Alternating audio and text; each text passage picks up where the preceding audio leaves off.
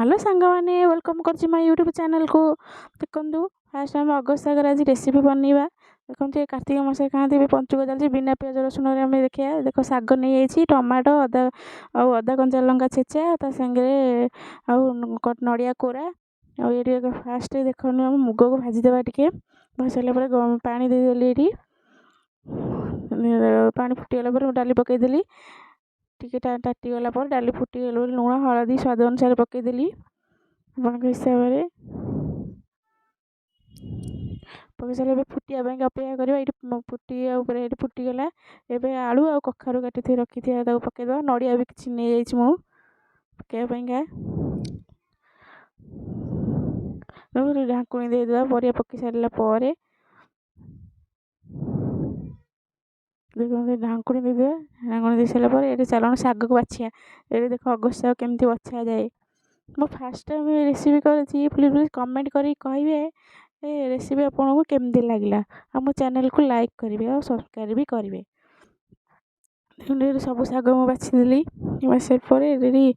डाली फुटीगला ये अदा टमाटो पकईदेली कटा टमाटो आ अदा कंचा लंका छेचा पकईदी आम बिना पिज रसुण आज करचे देखु तापर अगस्त शाग को बाछी बुझी भल से बाछी देती काटिदेवा काटिक रखी नड़िया कोरा पकईदेली डाली डाली सीझी आईला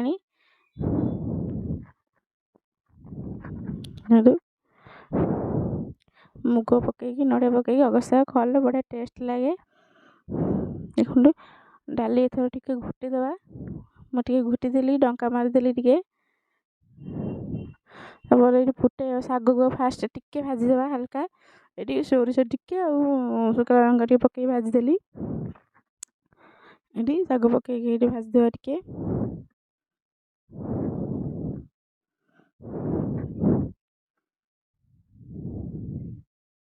बेसी टिके ये बड़ी भाजबे टिके हेला भाई भाजबे ये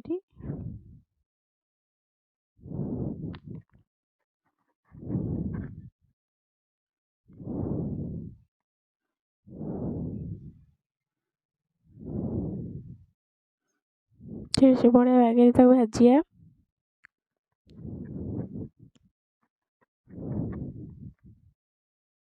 शाग भजा हो गला आम ए गोटे जगह काढ़ीदेवा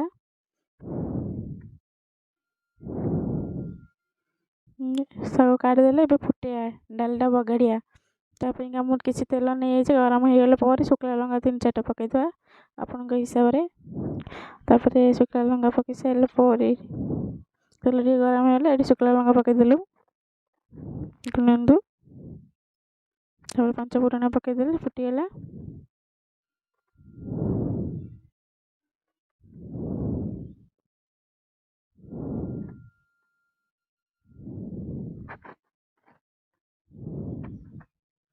ये 5 फुटना फुटीगला डाली की पकईदेवा ये देख डाली पकईदेली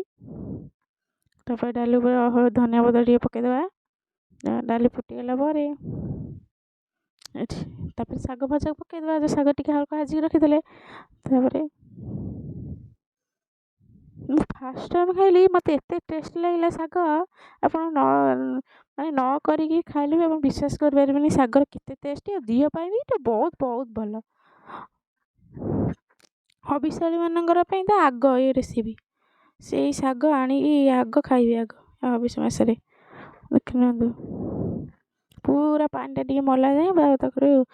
सीझे छाड़देवे